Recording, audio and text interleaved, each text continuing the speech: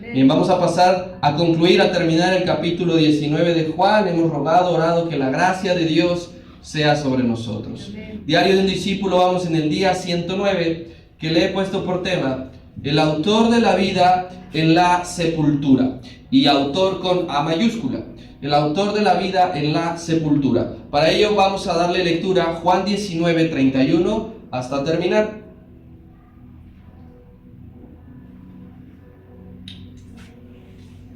Yo voy a leer, fíjense cómo nos vamos a acomodar, porque son dos secciones, ya no me quiero prolongar más. Yo voy a leer del 31 al 37, que tiene que ver con el costado de Jesús traspasado, y ustedes por favor me ayudan a leer del 38 al 42, que tiene que ver con Jesús es sepultado. ¿Amén? ¿Sí se entendió? Sí. Dice así la Escritura: entonces los judíos, por cuanto era la preparación de la Pascua, a fin de que los cuerpos no quedasen en la cruz en el día de reposo, pues aquel día de reposo era de gran solemnidad, rogaron a Pilato que les quebrasen las piernas y fuesen quitados de allí. Vinieron pues los soldados y quebraron las piernas al primero, y asimismo al otro que había sido crucificado con él.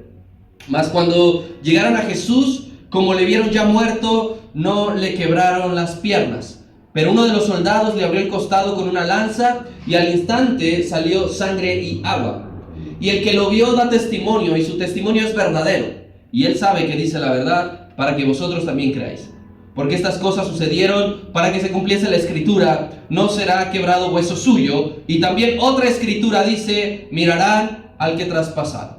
Después de todo esto, José de Arimatea, que era discípulo de Jesús, pero secretamente por miedo a los judíos, rogó a Pilato que le permitiese llevarse el cuerpo de Jesús, y Pilato se lo concedió. Entonces vino y se llevó el cuerpo de Jesús. También Nicodemo, el que antes había visitado a Jesús de noche, vino trayendo un compuesto de mirra y de aloes con 100 libras. Tomaron pues el cuerpo de Jesús y lo envolvieron en lienzos con especias aromáticas, según es costumbre sepultar entre los judíos. Y en el lugar donde había sido crucificado había un huerto, en el huerto un sepulcro nuevo, en el cual aún no había sido puesto ninguno.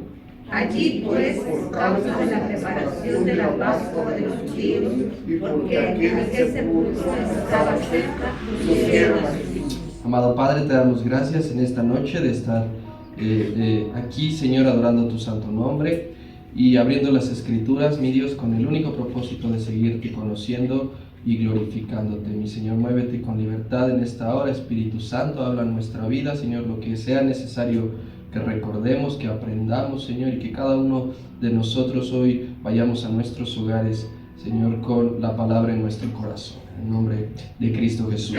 Amén. El autor de la vida en la sepultura. Para el título de este mensaje de esta noche, me permito tomar el término con el que el apóstol Pedro llama así a nuestro Señor Jesucristo, el único hombre que tiene esa sensibilidad y esa revelación de llamar así a aquel que murió en la cruz del Calvario por nosotros. Mire cómo lo escribe Hechos 3, 14 y 15. Dice así, escribe Lucas, que Pedro estaba predicando: mas vosotros negasteis al santo y al justo, y pedisteis que se os diese un homicida, y matasteis ¿a quién? Al autor de la vida. De aquí es que tomo este título. El autor de la vida ahora está en la sepultura, y pudiese parecer un poco paradójico y contradictorio que el que nos da vida a todos se encuentra ahora en la sepultura. En el relato que leímos de Juan, de los versos 31 hasta el 42, vamos a tener, a grosso modo, dos verdades históricas. Número uno, Jesucristo murió. Y número dos, Jesucristo fue sepultado. Estas dos verdades no son solamente verdades espirituales, las cuales millones de personas creemos sin necesidad de haber presenciado, por ejemplo, la crucifixión. Yo creo en la crucifixión de Jesucristo sin haber estado allí, verdad espiritual. Yo creo en la sepultura de Jesucristo sin la necesidad de estar en Israel para ver físicamente la tumba donde fue puesto. Pero no son solamente verdades espirituales, porque eso sería lo más fácil. Son verdades históricas, porque especialistas en la materia científica, llámese historiadores o arqueólogos, nos han proporcionado datos y resultados de investigaciones, todas ellas llegando a la conclusión de que Jesucristo fue crucificado y de que Jesucristo fue puesto en una tumba. La gracia de Dios, mis hermanos, también se manifiesta cuando Él permite que la ciencia haga descubrimientos. Y cuando esos descubrimientos refuerzan la veracidad de las Escrituras, es una mayor gracia. Entonces hay veracidad en estos sucesos y el Espíritu Santo en esta noche nos va a iluminar con entendimiento y con revelación de que lo que sucedió aquella tarde de ese viernes es verdadero.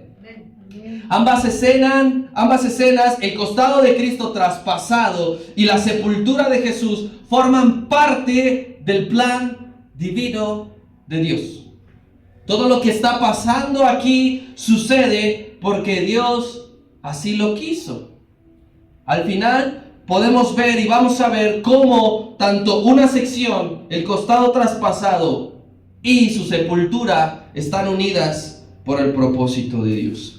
Versículo número 31, Juan 19. Usted por favor ponga atención porque ya no iremos viendo cada detalle. Y dice así: entonces los judíos, por cuanto era la preparación de la Pascua, a fin de que los cuerpos no quedasen en la cruz en el día de reposo, pues aquel día de reposo era de gran solemnidad, rogaron a Pilato que les quebrasen las piernas y fueran quitados de allí. No siempre los crucificados morían instantáneamente. Algunos dijimos que morían en el proceso de ser castigados por el látigo. No soportaban la dureza del castigo o la impresión que les generaba el dolor. Pero según fuentes extrabíblicas, porque la Biblia no lo menciona, algunas personas llegaban a durar de 2 a 3 días todavía clavados en la cruz. Después de haber sido castigados y después de haber sido crucificados, hasta 3 días llegaban a estar vivos todavía en la cruz. Porque la idea de los romanos era torturarlos. Era ir viendo cómo poco a poco morían, pero algunos duraban hasta 3 días.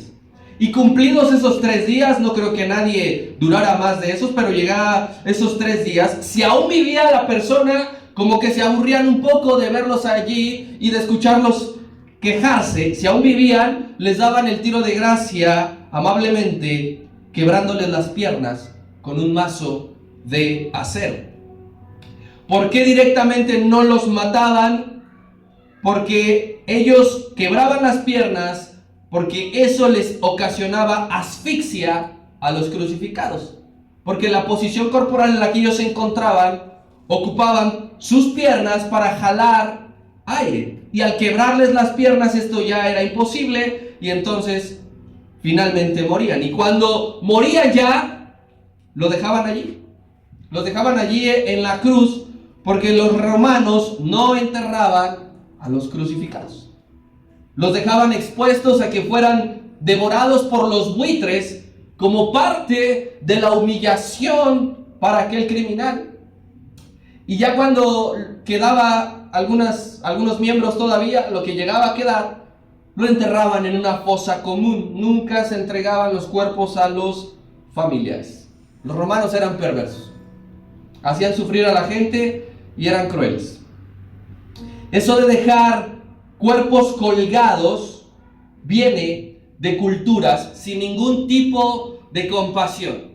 Usted recordará cuando muere el rey Saúl a mano de los filisteos. No nada más muere el rey Saúl, mueren todos sus hijos.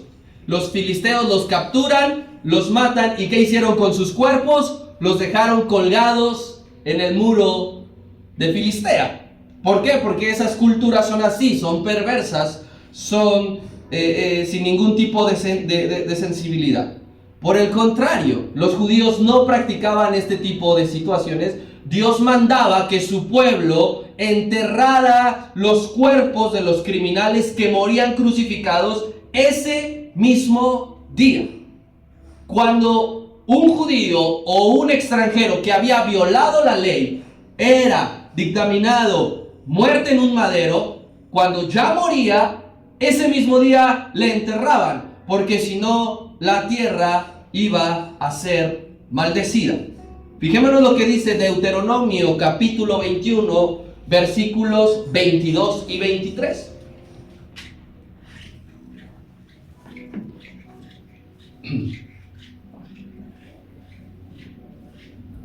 Deuteronomio 21, 22 y 23 dice así.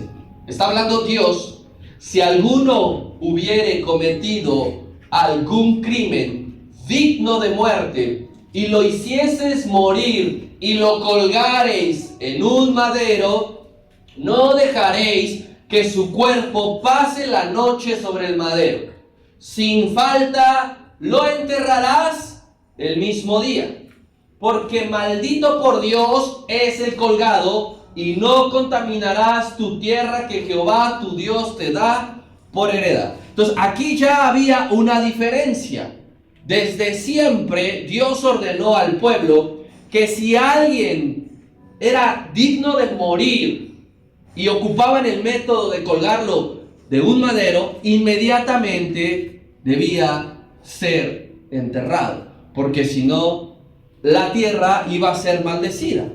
No iba a ser dejado para un espectáculo del pueblo, como si hicieron los filisteos, como si hicieron los romanos. Y nosotros tenemos como referencia de que los judíos cumplían esto, de que ellos obedecían a Dios hasta en esto, que no retaban a Dios a ver si es cierto que la tierra se maldice, porque vea usted lo que pasó en la conquista del pueblo de Israel a cargo de Josué en la tierra de Jai, antes de tomar Jericó. Vaya por favor, Josué capítulo 8, verso 29.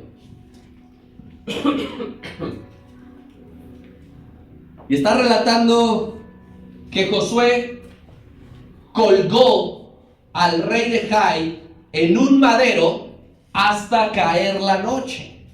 Recuerde que desde siempre la noche judía comienza a 6 de la tarde. Entonces, entradas las 6 de la tarde, lo que representa para nosotros, hasta esa hora era máximo que podían dejar los cuerpos colgando. Entonces, Josué capturó al rey de Jai, lo cuelga en un madero, pero dice ya es hora de bajarlo, porque la ley nos dice que no puede. Y cuando el sol se puso, mandó Josué que quitasen del madero el cuerpo del rey de Jai y lo echasen a la puerta de la ciudad, y levantaron sobre él un gran montón de piedras que permanecen hasta hoy, o sea, lo enterró. El Señor Jesús murió rápido. Estando en la cruz, el Señor Jesús murió rápido, pero los judíos no se habían percatado de esto. No se habían dado cuenta que el Señor ya estaba muerto. ¿Por qué? Porque todos ellos tenían en la mente, estaban pensando en la ley, y que dentro de unas pocas horas caería en pleno día de reposo la Pascua.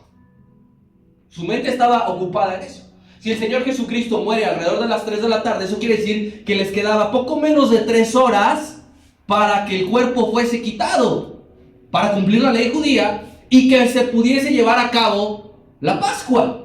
Entonces ellos estaban pensando que el Señor tenía que bajar, y no se daban cuenta que ya había muerto. Cuando caía la Pascua en pleno día de reposo, la fiesta era aún más especial. ¿Qué es lo que nos explica Juan? Dice, era de gran solemnidad. ¿Por qué? Porque caía en sábado y ellos querían cumplir hipócritamente cada detalle de la ley. Por eso es que nuevamente van ante Pilato para pedirle que acelerara su muerte con el método de quebrarles las piernas. Decir Pilato aquí otra vez, nosotros, ¿sabes qué? Dentro de 3 horas es nuestra Pascua y este no ha muerto. Ve y rómpele las piernas para que ya se muera, para que sea bajado, enterrado, y entonces nosotros podamos comer la Pascua. Yo quiero decirle primero que no fue coincidencia que la Pascua del año 33 después de Cristo cayera en sábado. No fue coincidencia. No siempre sucedía que esto cayera así. Es como su cumpleaños. Este año cayó el lunes a lo mejor, y el siguiente año cayó el jueves. Entonces, este año 33 después de Cristo El 14 de Nisan cayó el sábado, pleno día de reposo. Y sabe usted que los judíos en el día de reposo no mueven ni un dedo. No podían hacer absolutamente nada, porque violarían doblemente la ley. Entonces ellos estaban ocupados en eso. Pilato nuevamente accede al pedido de ellos. Nuevamente les pone lo que ustedes quieran, chiquitos, y manda al verdugo a que termine su chamba, a que vaya y te quiebre las piernas. En estos tiempos, usted y yo podríamos considerar un trabajo difícil que alguien se suba a limpiar los vidrios en el piso 58 de un edificio en Reforma. Podemos considerar difícil que alguien es buzo de aguas negras. En ese tiempo había un trabajo que era matar gente, torturar y matar gente. Ese era su trabajo. No tenían otra cosa. No tenían que servirle la copa al rey, no tenía, o al emperador. No tenían que ir a sembrar. Había gente contratada para torturar gente y para matarla. Los dos ladrones que estaban a un lado del Señor, ellos sí seguían vivos. Ellos todavía estaban vivos y a ellos sí les tuvieron que romper las piernas. Cuando llegaron y los vieron todavía respirando, quejándose, primero les rompieron al de un lado, no sabemos si al de la izquierda o a la derecha, y luego al del otro.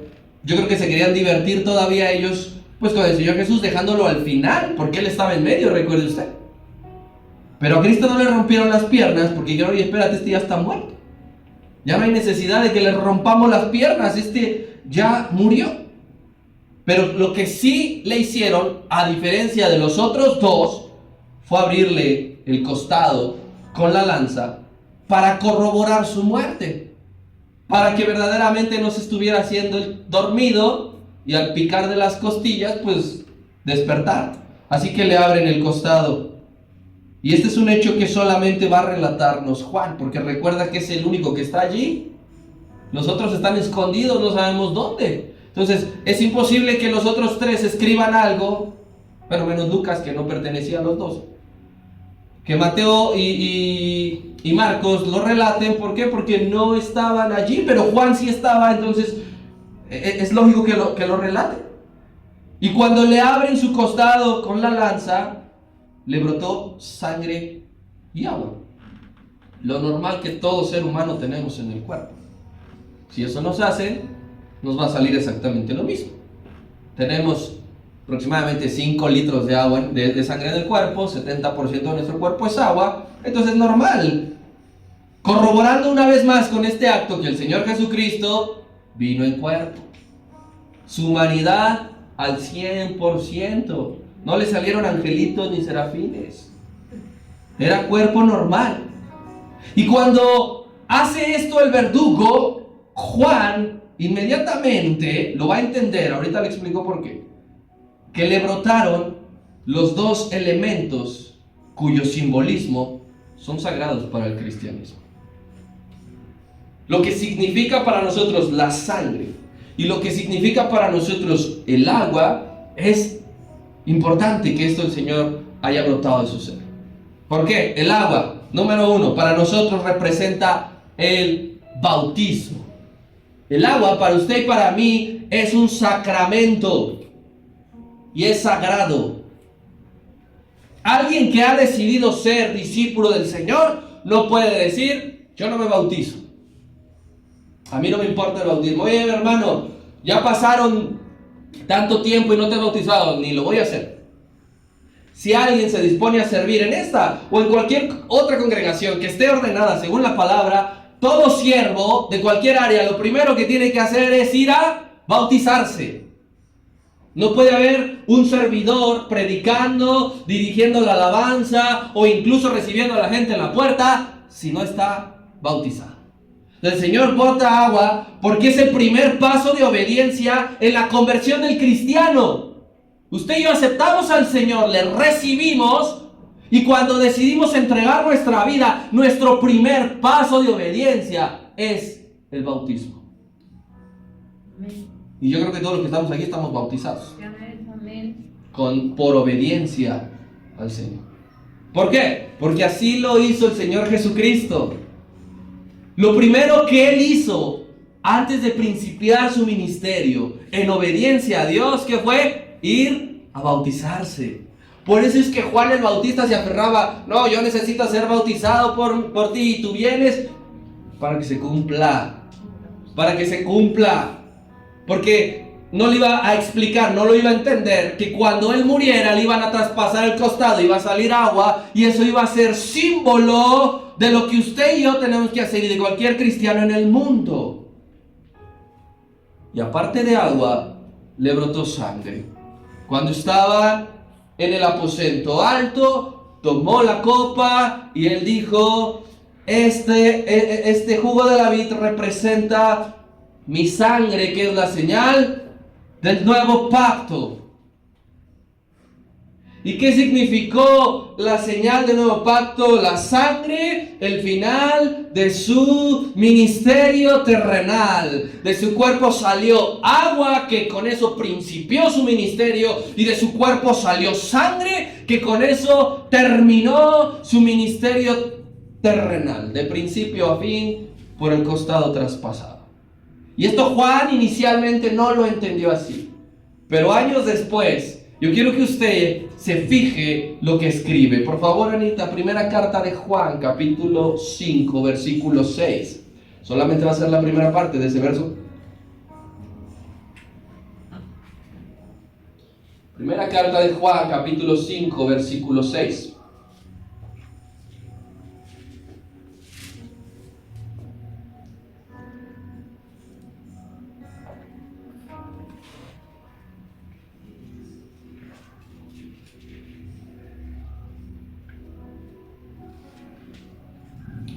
Dice así la escritura.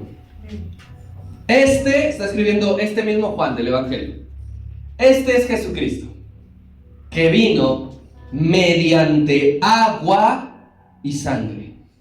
No mediante agua solamente, sino mediante agua y sangre. Porque lo vio y lo entendió.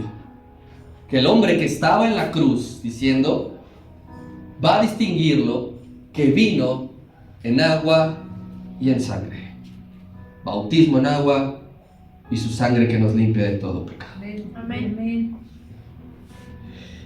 Juan era un hombre que conocía a Dios de muchas maneras. Una de ellas, muy importante, por medio de la ley. Juan conocía a Dios por medio de la ley. Y por eso todo lo relacionaba con Cristo. Porque conocía la palabra. Porque conocía lo que se tenía que cumplir. Porque conocía lo que tenía que pasar. Esto para nosotros es importante, hermano. Para que tú y yo conozcamos a Dios y para que tú y yo lo veamos en todos lados y en todo, necesitas conocer su palabra. Algunas personas no entienden el proceder de Dios. Algunas personas te tachan de loco porque tú ves a Dios en una prueba, porque tú ves a Dios en una bendición, porque tú ves a Dios en tu casa, en tu familia, en ti mismo, en tu trabajo, y alguien se burla. ¿Por qué? Porque no ve a Dios igual que tú. Lo que pasa es que esa persona que se burla no conoce la palabra. Juan conocía la palabra y todo estaba enfermo porque todo lo relacionaba con Cristo. Al ver lo que hacía ese hombre en la cruz y al conocer su palabra decía, aquí está Cristo, aquí se cumple Cristo, nuevamente aparece Cristo. Porque hay muchos microdetalles que estaban profetizados cuando Juan todavía ni existía ni nacía y lo termina entendiendo. Si tú no conoces la palabra de Dios, nunca vas a entender los planes de Dios. Si tú no te metes de lleno a escudriñar las escrituras, a leerlas, si tú no agarras la Biblia ni por error, tú no vas a ver a Dios en ningún lado. Tú no vas a entender cómo se mueve Dios. Y ese hombre Juan, cuando estaba escribiendo, decía, bendito sea el día que agarré el libro, el rollo del libro tal, el rollo del libro del profeta tal, porque allí supe que todo esto estaba profetizado, que todo esto estaba anunciado. Y a veces nosotros decimos, ¿y dónde viene eso? ¿Y dónde lo encontraste? ¿Y cómo lo sabes? ¿Y quién te lo dijo? Amigo, toma la Biblia. Léela por el amor de Dios, no la olvides. No dejes únicamente tu alimento espiritual, que los miércoles, viernes y domingo alguien te dé el pan. Deja que Dios te alimente todos los días. Por favor, Números 9:12. ¿Sí se puede o no? ¿No? Ok, no se preocupe. Vamos ahí, yo le voy a ir diciendo la cita. Si usted quiere anotarla, no se preocupe, yo aquí le voy a leer la cita. Voy a ir a Números capítulo 9, versículo 12. ¿Por qué le digo que Juan conocía a Dios por medio de la palabra? Porque él sabía esto que estaba en el libro de la ley. Y dice así, Números 9:12: no dejarán el animal sacrificado para la mañana, ni quebrarán hueso de él, conforme a todos los ritos de la Pascua la celebrarán. Cuando se celebraba la Pascua y preparaban al cordero y se lo comían, tenían prohibido quebrarle los huesos. Juan, judío, que conocía la ley, el Pentateuco, decía: no le rompieron las piernas, porque Él es el Cordero de Dios que quita el pecado, como el Cordero Pascual, que no le pueden tocar un solo hueso. Y entonces seguía analizando a ese hombre, esos hechos, después de años. Escriben el año 100. Habían pasado 70 años. Y que él estaba meditando en Patmos, acordándose de cada detalle, diciendo: no le rompieron las piernas, porque Dios ha mandado en la ley que al cordero ni un hueso se le quebrará. Y luego también dice que traspasaron su costado. Y dice: claro, profetizado, anunciado. Zacarías capítulo 12, versículo 10.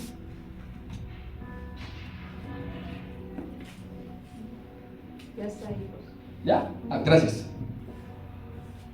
Que decía: y derramaré sobre la casa de David y sobre los moradores de Jerusalén espíritu de gracia y de oración, y mirarán a mí, ¿a quién? Traspasaron.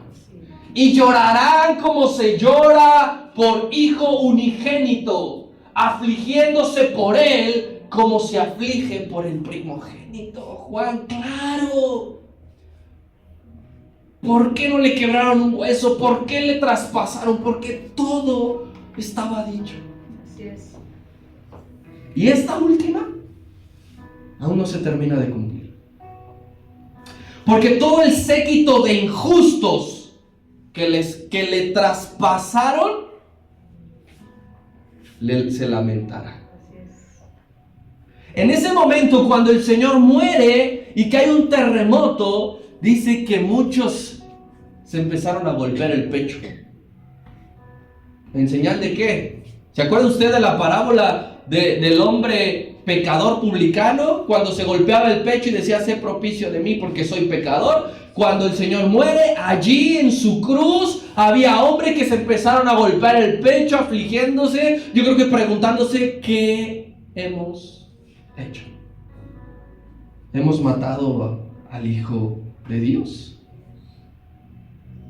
Pero este mismo hecho, llorarán como se llora por un hijo unigénito, y afligiéndose por él como se aflige por el primogénito, va a volver a suceder. Sí.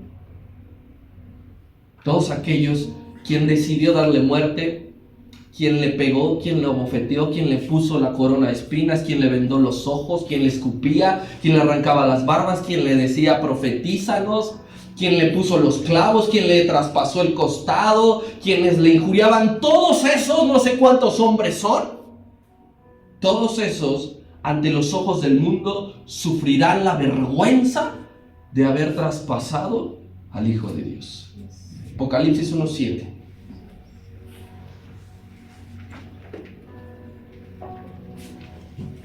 Y dice: he aquí que viene con las nubes, y todo ojo le verá. Así es. No solamente todo ojo verá al Hijo del Hombre regresar, todo ojo verá, y los que le traspasaron y todos los linajes de la tierra harán lamentación por él. Así Gloria a Dios. Amén. Porque nuestros ojos no solamente veremos al Hijo de Dios, veremos cómo el mundo se aflige Sí, por haberle traspasado. así es. Y eso sonará duro, pero es un gloria a Dios, porque la palabra se cumple. Amén. Porque aquel hombre nefasto que se atrevió a estirar la lanza para ver si todavía estaba, si en verdad estaba muerto, con sus ojos verá y se afligirá. Y entonces sí, el Señor murió. Ya no respiraba, ya no tenía signos vitales. ¿Y cuál es el siguiente paso después de que alguien muere? Pues el paso posterior es enterrarlo. Enterrarlo. Lo cual también estaba profetizado. Estaba profetizado todo, y eso lo voy a dejar para el final del libro. Todo estaba profetizado, pero esta parte de que sería enterrado, que él no sería dejado en la cruz para que los buitres y los perros lo comieran, también estaba profetizado de antemano. Isaías 53:9.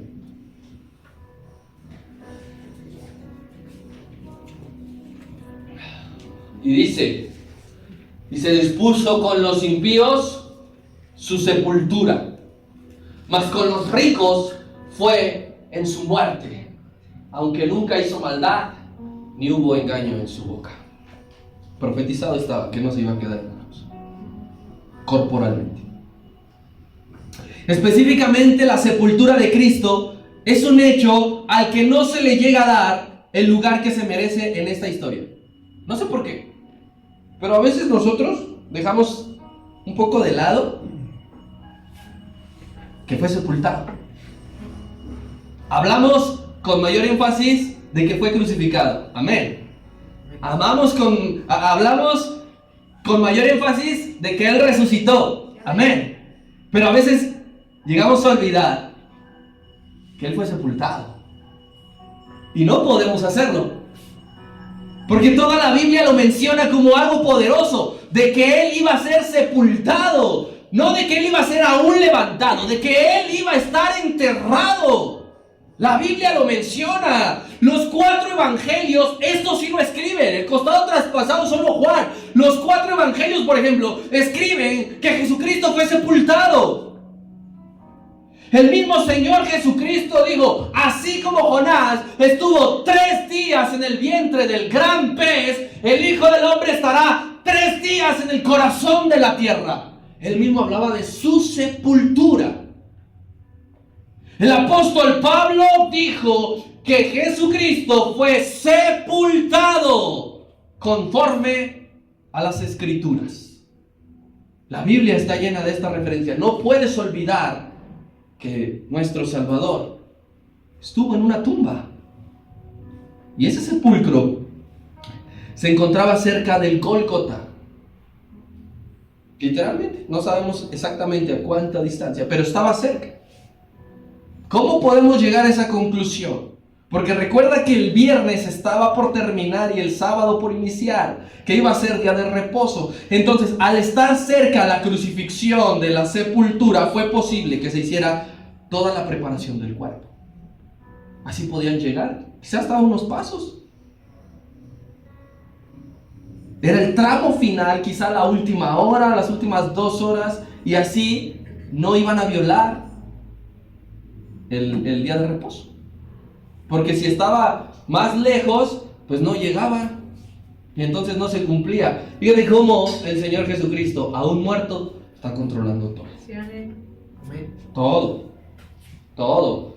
Él sabía previamente dónde iba a ser enterrado y decía, tienen que llegar a preparar, así ellos no van a ser infractores de la ley, no le van a poder boicotear todo el asunto. Y entonces todo estaba planeado.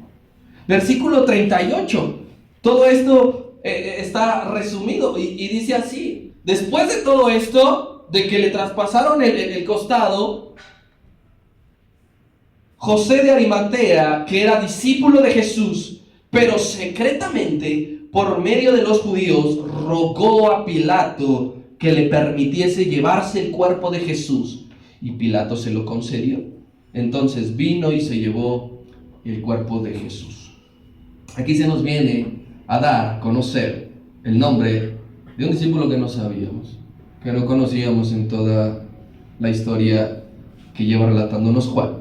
Y no solamente discípulo, amigo también, que el Señor Jesucristo tenía. José de Arimatea. Y no nuestro hermano así, que él le dijo, José de Arimatea. Otro José de Arimatea. ¿Qué dicen los otros evangelios acerca de este hombre? Dicen que era un hombre creyente,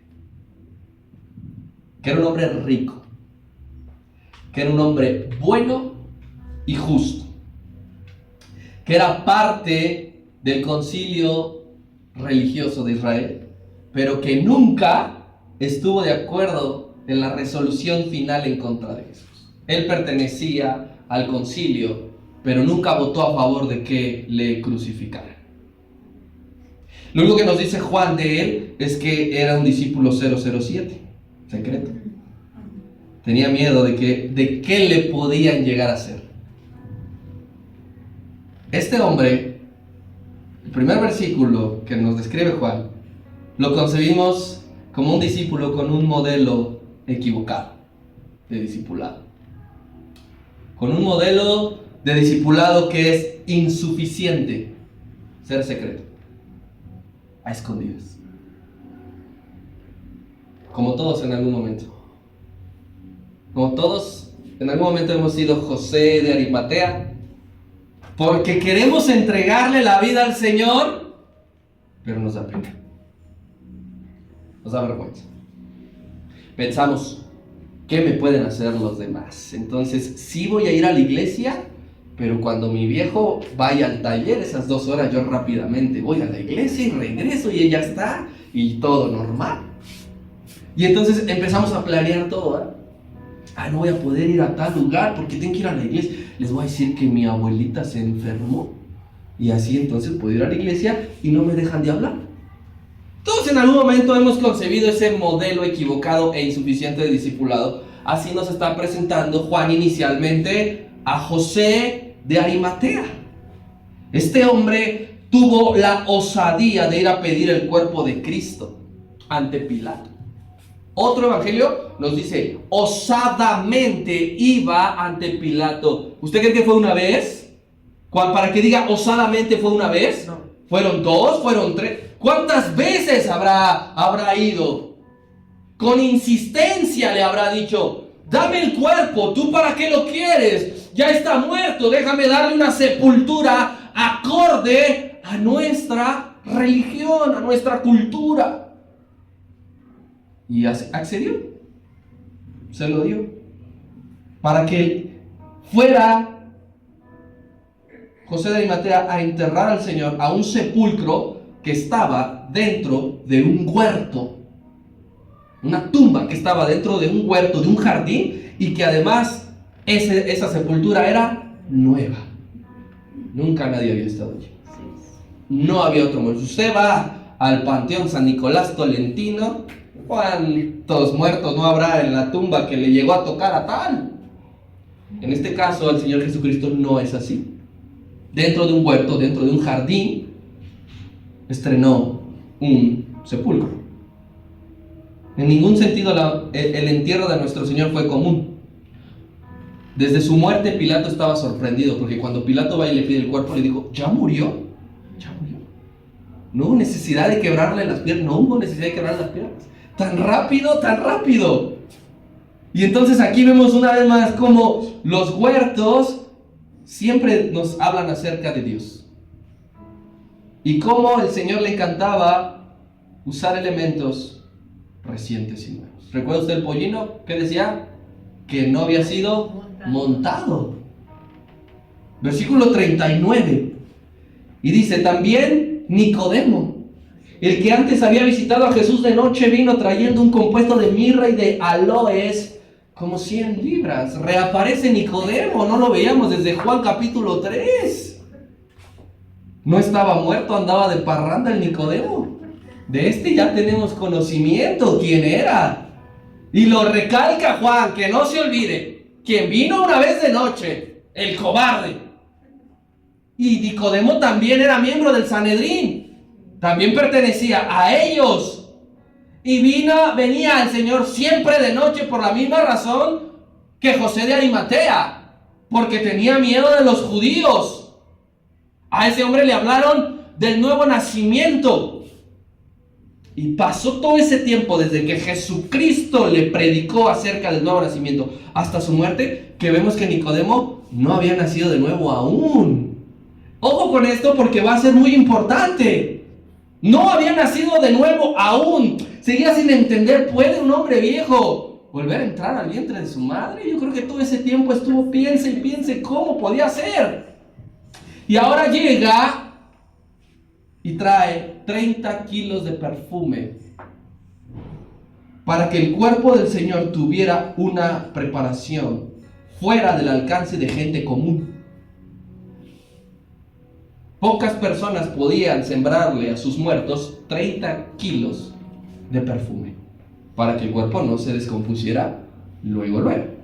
Esto lo hizo Nicodemo sin saber, sin creer que Jesucristo iba a resucitar. Pero fue importante esta ofrenda, mi hermano, porque cuando le ponen al cuerpo del Señor los 30 kilos de perfume, esa ofrenda hizo que el cuerpo del Señor por 3 días en la tumba durara intacto. Si no le ponen los 30 kilos de aloe y de mirra, el cuerpo se descompone. ¿Y qué referencia tenemos? Cuando llega con Lázaro y dice, abran la puerta, tiene 4 días, ya hiede. Al tercer día también ya jedía. Así que Nicodemo, sin saber, dijo, lo voy a preparar para que su cuerpo esté intacto a la hora de la resucitación. Así que tú nunca menosprecies la ofrenda que traigas para Dios, porque Él siempre la va a ocupar para algo. No, es que es poco. Es que es un canto viejito. Es que la predicación ahora nada más es un versículo. Es que no vengo con mucho ánimo. No menosprecies ningún tipo de ofrenda, porque Dios el Señor, siempre y cuando sea de corazón, la toma y le da vida. Le da sentido a eso. Versículo 40. Tomaron pues, se juntaron José de Arimatea y Nicodemo. Desde luego se conocían. El concilio consistía de 71 miembros y es imposible que en un grupo de 71 pues no te conozcas. Así que estos dos tomaron pues el cuerpo de Jesús, lo envolvieron en lienzos con especias aromáticas, según es costumbre sepultar entre los judíos. Y aquí en este verso, Juan 19:40, hay gloria. Hay mucha gloria. Porque no había pasado ni una hora y el poder de la muerte de Cristo cobra sus primeras víctimas. José y Nicodemo. Ambos habían demostrado durante 3 años ser unos cobardes, tener miedo. Eran hombres temerosos, que amaban más la gloria de los hombres. Amaban más lo que pensara el Sanedrín de ellos, que les siguiera llegando su pago, que siguieran teniendo los privilegios y las bondades de pertenecer a la alta clase del concilio. Por 3 años amaron esto. Pero la cruz, el poder de la cruz, obró en ellos. Porque cuando el Señor Jesucristo muere, es que ellos dejaron su forma de pensar y actuar en el pasado. En el instante que el Señor muere y que ellos lo ven, ellos son tocados, porque a partir de ahora no les importó más que el Sanedrín los viera. No les importó hacer algo público por el maestro. Y esa transformación solamente la puede hacer el poder de Dios.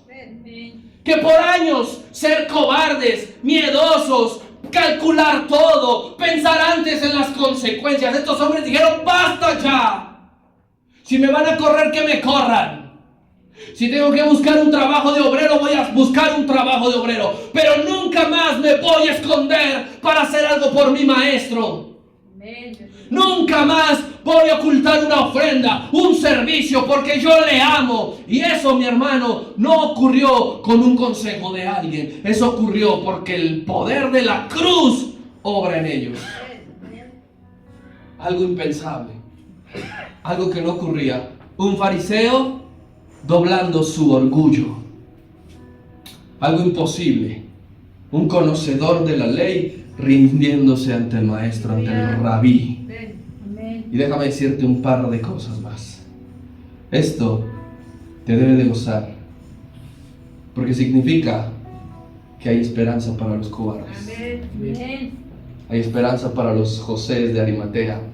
Hay esperanza para los Nicodemo. Hay esperanza para Josué Soberanes. Y hay esperanza para ti. Todo cobarde tiene una esperanza final. Muchas veces usted y yo hemos amado más la gloria del mundo. Muchas veces usted y yo en una reunión hemos pensado más que perderemos una amistad, que perderemos un familiar, que perderemos una relación amorosa, que perderemos un trabajo, que nos van a poner un apodo, que nos van a descontar, que nos van a correr. Hemos pensado eso y decimos, mejor me callo, mejor no digo nada, mejor me hago como ellos. Hemos amado más la gloria del mundo. Y vengo en esta noche a recordarte que no hay nada más grande que la lealtad hacia Dios. No hay nada más grande que eso. Al principio estos hombres ocasionalmente se hacían el tiempo para estar con el Señor, porque lo hacían secretamente. Y como el Señor constantemente se movía, no siempre lo encontraban. Así que era ocasional que le fueran a visitar. Era ocasional que le fueran a escuchar. Era ocasional que el Señor oraba por ellos. Al principio. Después llevan ofrendas materiales. Decimos, qué buen regalo. Pero lo que más nos impacta de su testimonio es que ya entregaron sus vidas sin importar las consecuencias a raíz de la muerte de Cristo. Eso es lo que impacta de un testimonio. No lo material, no lo tangible, no lo que alguien puede ver y tocar y decir, oye, qué padre que hiciste eso. De tu testimonio lo que más va a impactar es que le seas leal a Dios, sin importar quién te vea y quién te escuche. Los verdaderos discípulos de Dios salen a la luz en los peores momentos. Los verdaderos discípulos salen a la luz en los peores momentos. La cosa está bien difícil, está bien dura, está que arde. Es momento de que tomes tu discipulado y salgas. No que lo guardes, no que te escondas, no que te vayas. Cada que haya un momento difícil, grita aún más fuerte que eres discípulo del Señor. Amén. Y sobre todo, los discípulos verdaderos del Señor se unen, se juntan. Estos dos se juntaron. Los dos eran cobardes, pero juntos tomaron la valentía que no conocían y que no tenían. Hay gran poder en la unidad, mi hermano. Hay gran poder cuando la iglesia y el pueblo de Dios se unen para servir al Señor Jesucristo, para hacer algo por Él. Por eso es que solos no debemos estar. Solos no debemos ir. Ve con alguien, es igual de cobarde que yo, no te preocupes, el poder de la cruz los transforma. Usted y yo antes éramos unos cobardes y nos daba pena o miedo predicarle a la gente, hablarle, hacer alguna referencia de Dios, decirle eso que tú me cuentas, conozco a alguien que lo puede cambiar. Nos da pena, pero la cruz de Jesús nos une para hacer grandes cosas por el reino de Dios. Y eso es lo que yo vengo a recordarte en esta noche, iglesia. Solos nunca, unidos siempre.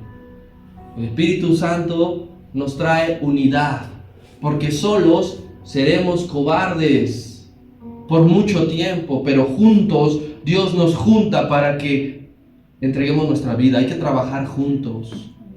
Todos juntos hay que trabajar en pro del Evangelio del Reino. Nunca por cuestiones particulares personales. Todo lo que usted y yo hacemos en este lugar y fuera de este lugar, representando a este lugar, es para la gloria y honra del Señor. Amén. Y esa obra también es mérito de Cristo. Que seamos transformados de cobardes a valientes no es obra tuya, No es que el psicólogo te despertó el interior que hay en ti. Es que Cristo cambió tu perspectiva de vida. Y ahora no me importa lo que digan y piensen de mí. Si tú aún te consideras un discípulo secreto del Señor, te recomiendo que dejes ese modelo.